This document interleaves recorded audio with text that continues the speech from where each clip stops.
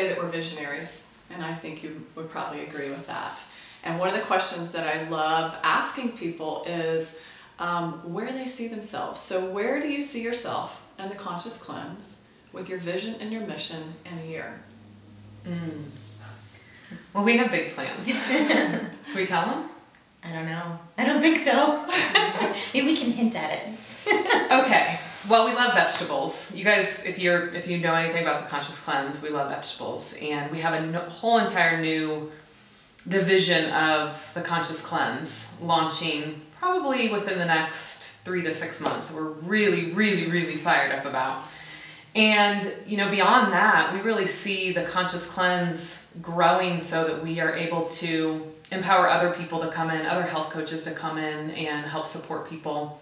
So we see a training program for health coaches who want to lead the Conscious Cleanse. We see growing our yoga program. Currently we have a yoga program where we go to the yoga studio and combine the cleanse with yoga. And so we see that aspect growing. What else?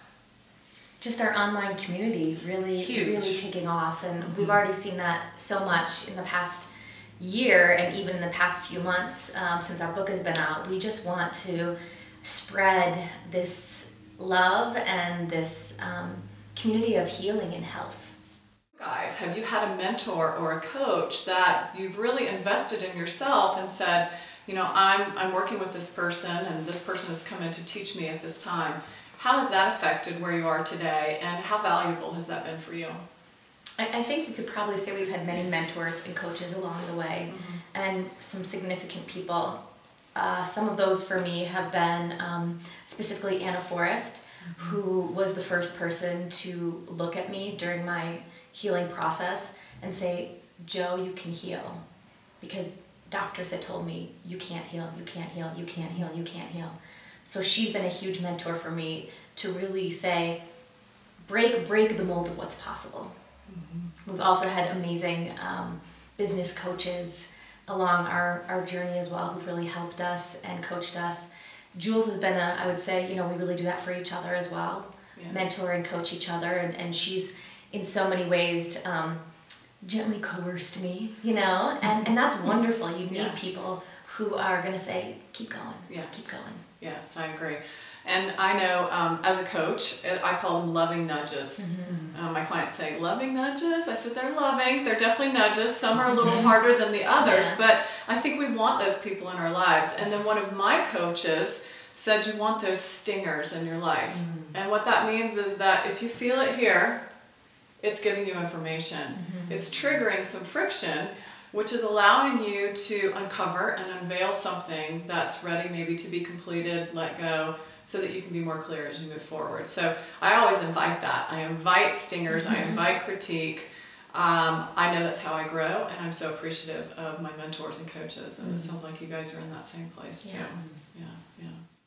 As we're sharing here and having this conversation with our friends, what word or message would you share today about, this is the radiance. I mean, you're living it. You are radiant. I can see that. I know that everyone can see that too. You're radiant. You're glowing.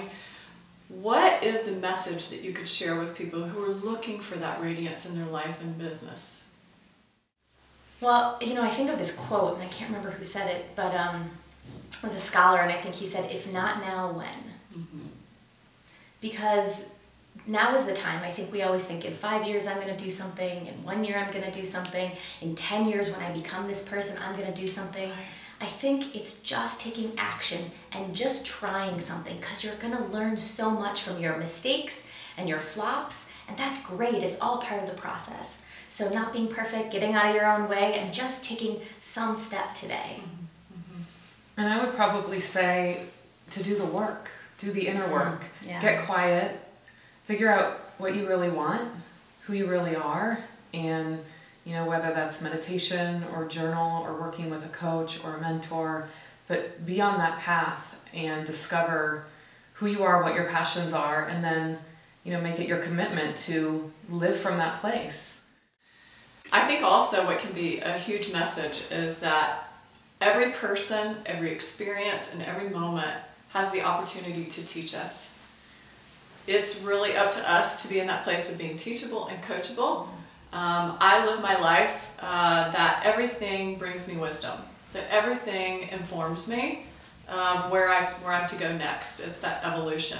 And just thinking of your accident that you had, it completely changed your life. Yeah.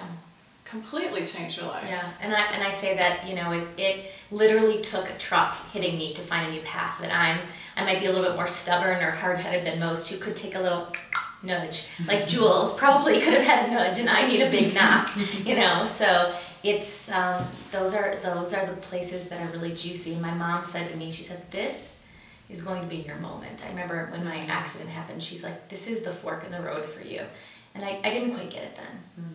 Wow, what an amazing mom. Yeah. That reminds me of Will Smith. I love this quote by him. He says, "Greatness lives on the verge of destruction." And I know that I talk with my clients a lot about chaos. There's like, my life is chaos right now. I don't know how to sort through it. Stars are burst out of chaos. Yeah. You know, the next idea, the next business, your next step in your life, in your relationship. But what it takes is the place of coming into witnessing what's happening in every single moment. And like you were saying, Julie, being with that inner knowing of who you are, that's the foundation for everything.